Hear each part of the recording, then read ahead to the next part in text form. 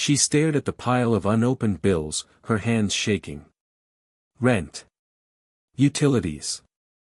Credit cards. Everything was overdue. The fridge was empty, her phone about to be cut. Just last year, she had a steady job and plans for the future. Now, panic sat heavy in her chest. What went wrong? How does someone who always did everything right end up here? When money runs out, what's the first step? Jason had always believed in hard work. A 42-year-old mechanic from Akron, Ohio, he'd built his life one paycheck at a time, never extravagant, always dependable. But over the past year, something changed. The shop where he worked began losing clients. His hours were cut. At first, he dipped into his savings. Then, he started using credit cards. Now, those cards were maxed, the savings gone, and he was 3 months behind on the mortgage. His wife, Maria, took on a night shift at a local diner. Their teenage daughter dropped out of dance classes. The family cut every expense they could. Still, the bills kept coming. Jason found himself awake at 3 a.m., staring at the ceiling, wondering if they were already too deep to climb out.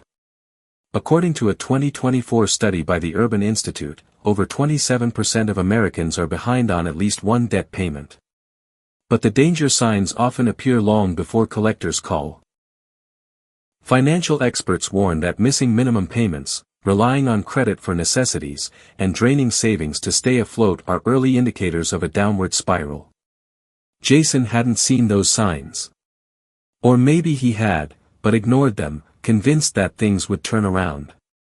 Just a rough patch, he told himself. But weeks turned into months. One afternoon, Jason received a foreclosure notice. The house he'd raised his family in was now at risk. That letter jolted him. It wasn't just a bill. It was a final warning. He finally admitted it to himself, they were on the brink of losing everything. That night, instead of shutting down, he reached out. He called the National Foundation for Credit Counseling. A financial counselor helped him map out his debts, prioritize essentials, and negotiate with creditors. The advice was simple but powerful: protect the essentials, housing, food, transportation, freeze unnecessary spending, and communicate, always communicate, with lenders. Jason also learned how to create a hardship letter for his mortgage provider. Within 2 weeks, the bank agreed to a temporary forbearance plan. It wasn't a miracle, but it was a start. Recognizing the red flags early might have changed Jason's story. But even now, he was finding a way forward. Awareness, action, and asking for help had become his tools for survival. And you, have you noticed any red flags in your own finances? Linda always paid her bills on time. At 35, living in Tampa, Florida, she was a single mother working as a receptionist in a small medical clinic. She raised her 7-year-old son, Daniel, alone, carefully balancing every expense. Her life was modest, but organized. Until one car breakdown changed everything. It happened on a Monday. The car wouldn't start. The mechanic gave her the verdict: over $1,800 in repairs. Linda had only $300 in her account. She charged the rest to her credit card. The same one she was already using to buy groceries when her paycheck fell short. She thought it would just be a tight month. But 2 weeks later, Daniel had a severe asthma attack and needed urgent care.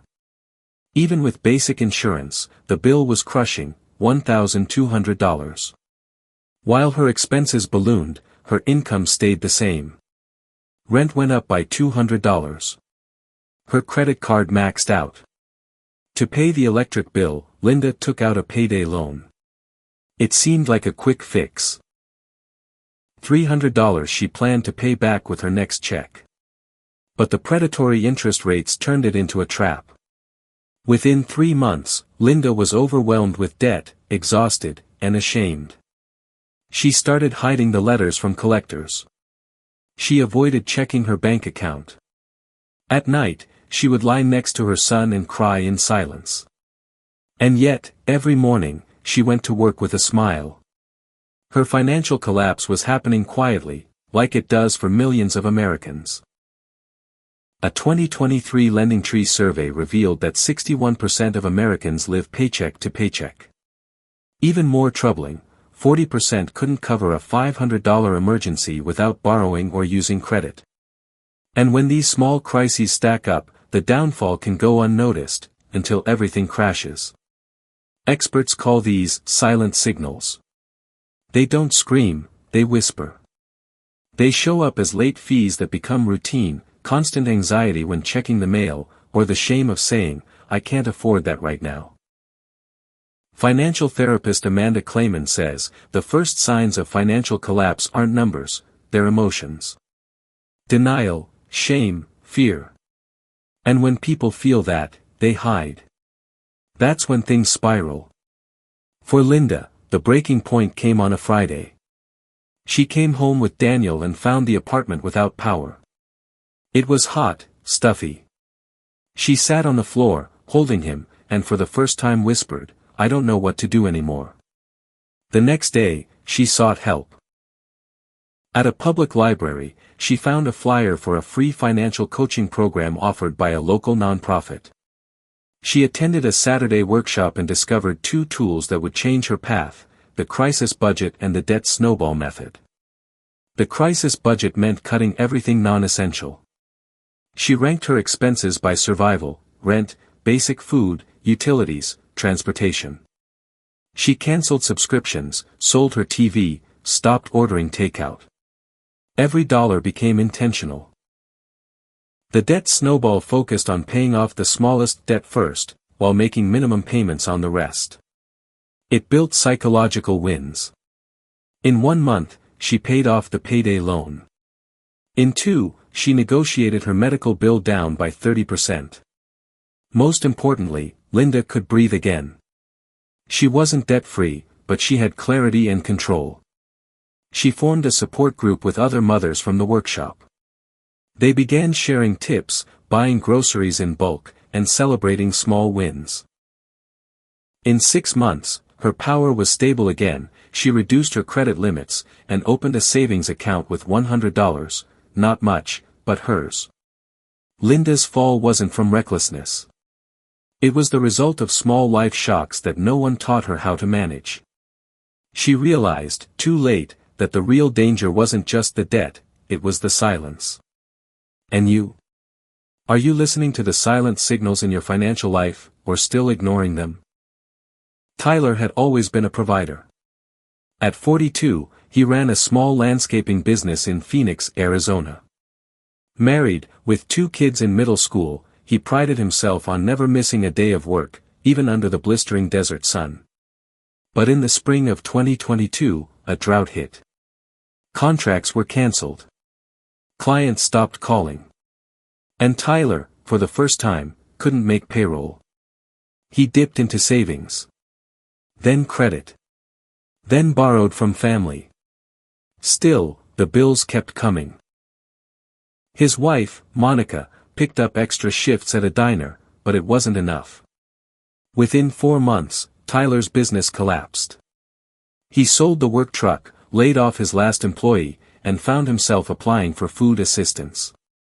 The man who once owned a company was now delivering groceries for an app, and still behind on rent.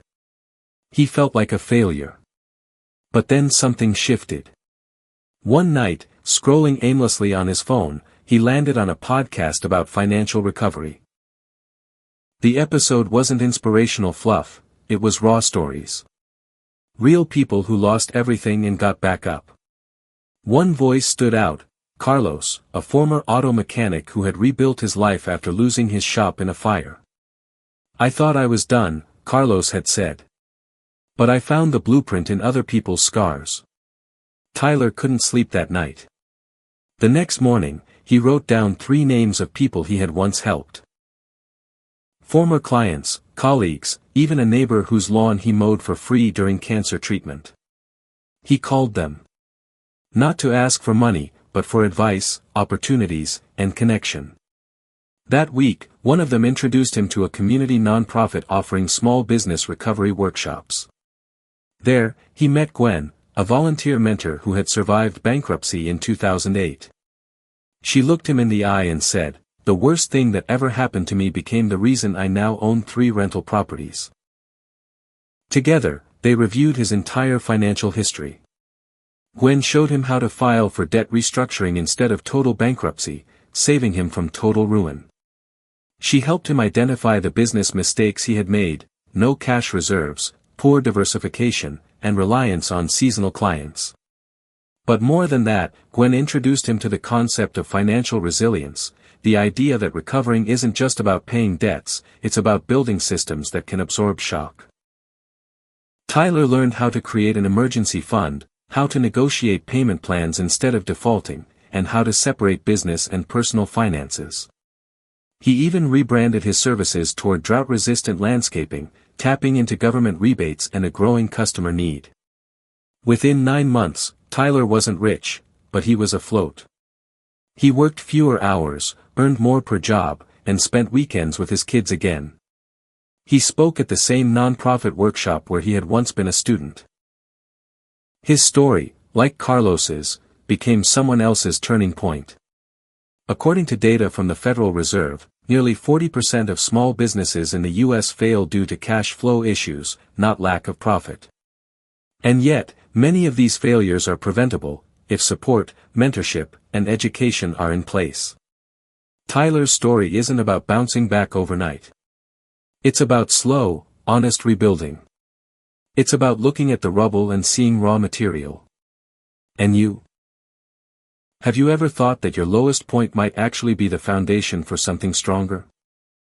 Keisha always believed in hard work. At 29, she was the first in her family to graduate from college. Living in Detroit, she taught English at a public high school and worked part-time at a bookstore. She wasn't rich, but she was proud, paying rent, student loans, and helping her younger brother with college applications. But beneath her discipline, she was drowning. Her student loan balance, $74,000. Credit card debt, $9,200. Her salary barely covered the basics. When her car broke down, she took another loan. When her hours were cut, she stopped paying the smallest bills, library fees, subscriptions, parking tickets. "I'll catch up," she told herself. But the debt grew. And so did the shame. She stopped opening her mail. She didn't answer unknown calls. She avoided conversations about money, pretending everything was fine. One afternoon, while helping a student apply for college aid, Keisha read something that struck her. Financial literacy is the strongest predictor of long-term economic mobility. It hit like a wave. She had taught Shakespeare and sentence structure, but no one had taught her how to manage money. That night, she Googled how to get out of debt when you're behind on everything. It was overwhelming, acronyms like APR, snowball method, balance transfer. But buried in the chaos was a simple phrase: the power of small financial wins. She decided to test it. First, she listed every debt. Not just the amounts, but the interest rates, the emotional weight. The $200 from a forgotten credit card hurt more than the $4,000 loan. So she started there. She sold a few old clothes online and paid off the $200 card. It felt silly. But when she logged in and saw the balance at zero, she cried. That one win lit a fire. Keisha created a minimalist budget using a free app. She divided her spending into just 4 categories: essentials, debt payments, savings, and fun. Even if fun meant a $5 coffee once a week. She started following personal finance creators online, real people who had once been buried, just like her. She used the avalanche method to target high-interest debt next. It was slow, but she saw results. She refinanced her student loans to lower the interest rate. She joined a virtual financial support group of women of color. They shared spreadsheets, encouragement, setbacks. By month 6, Keisha had paid off over $2,000 and started a $500 emergency fund. She taught a class on financial literacy at her school. Her students, many from struggling households, listened with wide eyes. One asked, "Miss Taylor, do grown-ups get scared about money too?" She smiled and said, "Every day. But now I know what to do with the fear." According to the National Financial Educators Council, over 2/3 of Americans say they were never taught basic financial skills in school. And yet, the smallest changes, learning to track expenses, automate savings, say no to impulse buys, can lead to massive life shifts. Keisha didn't win the lottery. She didn't marry rich. She didn't escape debt overnight. But she changed the narrative. She stopped running and started learning. And with every small win, she built something powerful, confidence. And you? What small win could you create today to start rewriting your story? Marcus had always been the go-to guy.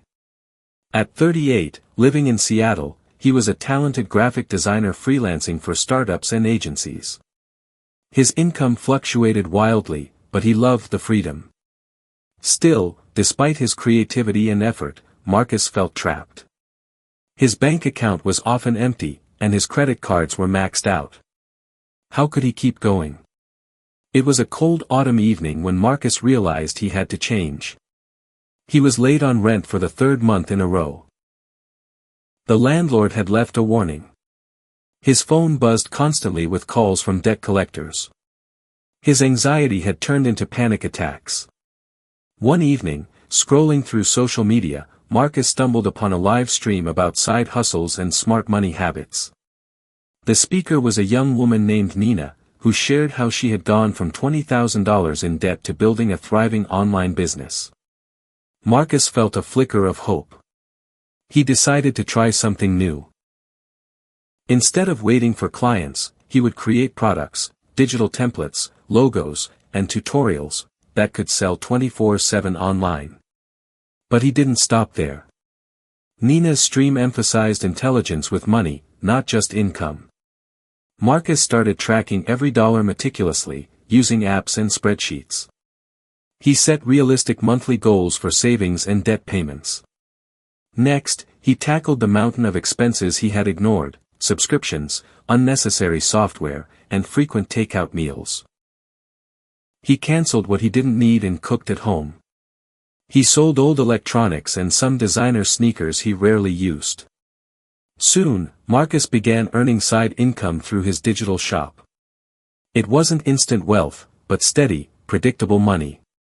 He reinvested some profits to improve his offerings, hired a virtual assistant to manage sales, and kept his overhead low. More importantly, Marcus built financial discipline. He automated bill payments, set up a small emergency fund, and resisted the urge to borrow more. He joined online communities where freelancers shared tips on taxes, budgeting, and mental health, understanding that financial recovery was as much about mindset as numbers. According to a 2024 report by Upwork, 59% of freelancers report inconsistent income as their biggest financial stress. Yet, those who adopt diversified income streams and smart money management reduce their risk significantly. By the end of the year, Marcus had paid off 2 credit cards and saved enough for 3 months of living expenses. His anxiety lessened, replaced by confidence and control. His story isn't about luck. It's about making smart decisions when it feels impossible, and about creating income streams that work even when you don't. And you? What untapped skills or passions could you turn into a financial lifeline?